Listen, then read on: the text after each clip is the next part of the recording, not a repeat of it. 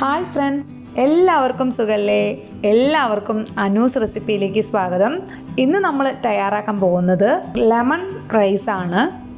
ഇത് നമുക്ക് ട്രെയിൻ യാത്രയ്ക്ക് പോകുമ്പോഴോ അല്ലെങ്കിൽ തന്നെ എവിടെയെങ്കിലും ദൂരയാത്രയ്ക്ക് പോകുമ്പോഴോ നമുക്ക് കൊണ്ടുപോകാൻ പറ്റുന്ന നല്ലൊരു വിഭവമാണ്. അതുപോലെ തന്നെ ബാച്ചിലേഴ്സ് ആയിട്ടുള്ളവർക്കും പെട്ടെന്ന് ഉണ്ടാക്കിയെടുക്കാൻ പറ്റുന്ന ഒരു റൈസാണ്. അപ്പോൾ നമുക്ക് വീഡിയോയിലോട്ട് പോകാം. ഇന്ന് നമ്മൾ ചെയ്യുന്നത് ലെമൺ റൈസ്. നമുക്കപ്പോൾ അതിന് വേണ്ട ഇൻഗ്രീഡിയൻസ് എന്തൊക്കെയാണെന്ന് നോക്കാം. മെയിനായിട്ട് നമുക്ക് വേണ്ടത് അരിയാണ്. അരി ഞാനിവിടെ ഒരു 1.5 ഗ്ലാസ് വേവിച്ചെടുത്തതാണ്. ഇത് പൊന്നി അരിയാണ്. നമുക്ക് വേണമെങ്കിൽ ബസ്മതി റൈസിലും ചെയ്യാം, അല്ലെങ്കിൽ നീളത്തിലുള്ള അരി ഉണ്ടല്ലോ അതിലും ചെയ്യാം. ഓക്കെ, ഇതിപ്പോൾ പൊന്നിരിയാണ് ഞാൻ എടുത്തിരിക്കുന്നത്. 1.5 ഗ്ലാസ് പൊന്നിരിയാണ് ഞാനിവിടെ എടുത്ത് വെച്ചിരിക്കുന്നത്. ഇനി നമുക്ക് വേണ്ടത് നമ്മുടെ ലെമണാണ്. ഞാനിവിടെ 2 ലെമൺ എടുത്തിട്ടുണ്ട്. അത് ലെമണിൻ്റെ ക്വാണ്ടിറ്റി അനുസരിച്ചിട്ട് നമുക്കതിന് എത്രത്തോളം നീര് വരുന്നോ അതനുസരിച്ച് യൂസ് ചെയ്യാം. ഇതിപ്പോൾ 1.5 മതിയാവും. ഇനി നമുക്ക് വേണ്ടത് ഒരു 3 ഉണക്കമുളക് പൊട്ടിച്ചെടുത്തതാണിത് ഞാൻ. അതുപോലെ ഒരു കുഞ്ഞ് സവോള ഇതുപോലെ പൊടിപൊടിയായി അരിഞ്ഞത് നമുക്ക് ആവശ്യമുണ്ട്.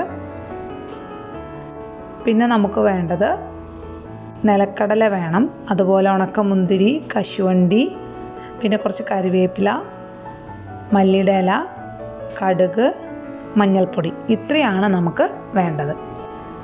അപ്പോൾ നമുക്ക് എങ്ങനെയാണ് ലെമൺ റൈസ് പ്രിപ്പയർ ചെയ്യാമെന്ന് നോക്കാം.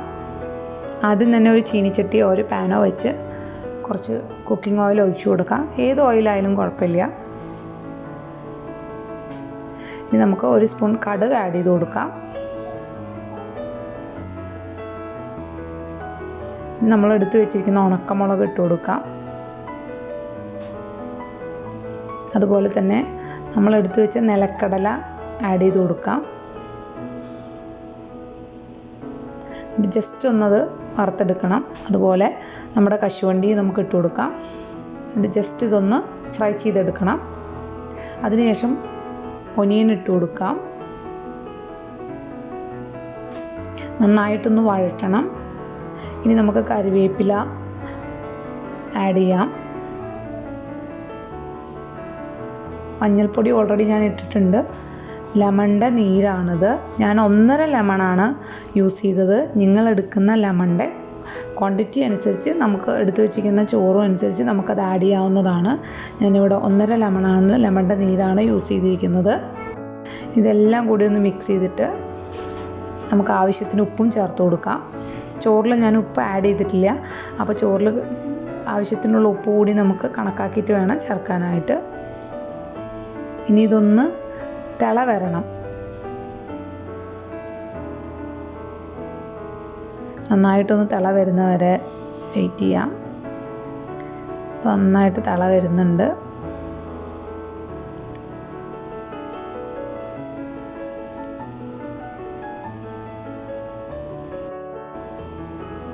നമുക്ക് നമ്മൾ വേവിച്ച് വെച്ചിരിക്കുന്ന നമ്മുടെ ചോറ് നമുക്ക് ആഡ് ചെയ്ത് കൊടുക്കാം.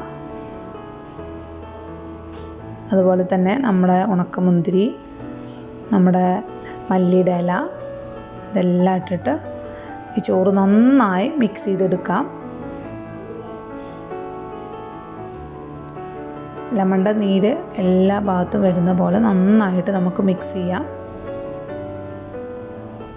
ഇതുപോലെ ഇത്തിരി വലിപ്പമുള്ള പാത്രമാണെങ്കിൽ നമുക്ക് പെട്ടെന്ന് മിക്സ് ചെയ്തെടുക്കാൻ ഈസി ആയിരിക്കും. സ്റ്റവ് നിങ്ങൾക്ക് സിമ്മിൽ വയ്ക്കാം, അല്ലെങ്കിൽ അത് ഓഫ് ചെയ്തിടാം കേട്ടോ.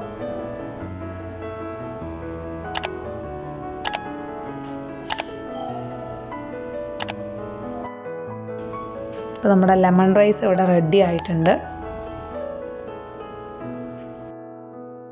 ഇനി നമുക്ക് ഈ ലെമൺ റൈസിൻ്റെ കൂടെ കഴിക്കാൻ പറ്റിയ ഒരു ചട്നി ഉണ്ടാക്കിയെടുക്കാം.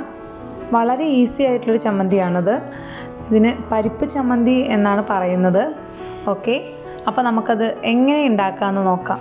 മെയിൻ ഇൻഗ്രീഡിയൻ്റ് എന്ന് പറയുന്നത് നമ്മുടെ വീട്ടിലൊക്കെ ഉള്ള സാമ്പാർ പരിപ്പാണ്. അത് നമുക്കൊരു 2 സ്പൂൺ വേണം. അതുപോലെ നമുക്ക് വേണ്ടത് നാളികേരമാണ്. നാളികേരം നമുക്കൊരു 2.5 സ്പൂണോളം എടുക്കാം. പിന്നെ നമുക്ക് വേണ്ടത് ഉണക്കമുളകാണ്. ഉണക്കമുളക് നിങ്ങളുടെ എരിവിനനുസരിച്ചിട്ട് നമുക്ക് ആഡ് ചെയ്യാവുന്നതാണ്. പിന്നെ നമുക്ക് വേണ്ടത് വെളുത്തുള്ളിയാണ്. വെളുത്തുള്ളി ഇവിടെ 2 എണ്ണം ഞാൻ എടുത്തിട്ടുണ്ട്.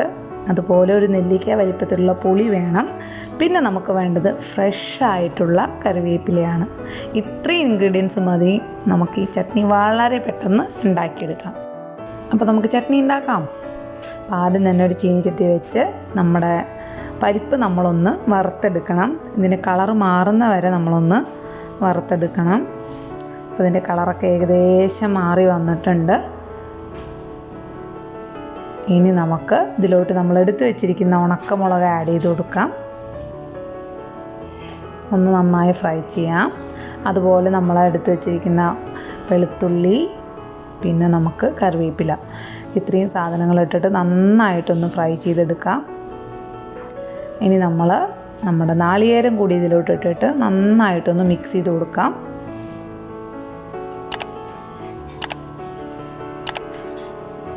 ഇനി നമുക്ക് നമ്മുടെ തീ ഓഫ് ചെയ്ത് വയ്ക്കാം.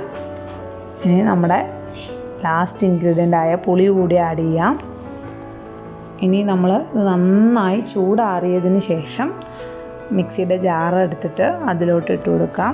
പ്രത്യേകം ശ്രദ്ധിക്കണം, നന്നായി ചൂടാറണം. ഉപ്പ് കൂടി ആഡ് ചെയ്യണം. നമുക്ക് ആവശ്യത്തിനുള്ള ഉപ്പ് കൂടി ആഡ് ചെയ്തിട്ട് നന്നായിട്ടൊന്ന് ആദ്യം ക്രഷ് ചെയ്തെടുക്കാം.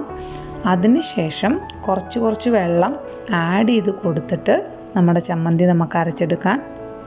കണ്ടില്ലേ, ഇപ്പോൾ നമ്മുടെ ചമ്മന്തി റെഡി ആയിട്ടുണ്ട്. ഇത് വളരെ ഈസിയാണ്, വളരെ ടേസ്റ്റിയാണ്. നമ്മുടെ ലെമൺ റൈസിൻ്റെ കൂടെ വളരെ ടേസ്റ്റാണ് ഇത് കഴിക്കാനായിട്ട്. അപ്പോൾ എല്ലാവരും ഒന്ന് ട്രൈ ചെയ്ത് നോക്കുക. നിങ്ങളുടെ അഭിപ്രായങ്ങളൊക്കെ ഞങ്ങളുടെ ചാനലിലൂടെ അറിയിക്കണം. എല്ലാവരും ട്രൈ ചെയ്യണം. ഞങ്ങളുടെ ചാനൽ ആരെങ്കിലും ആദ്യമായിട്ട് കാണുകയാണെങ്കിൽ ചാനൽ സബ്സ്ക്രൈബ് ചെയ്യണം, ലൈക്ക് ചെയ്യണം, നിങ്ങളുടെ അഭിപ്രായങ്ങളൊക്കെ അറിയിക്കണം. Thank you so much.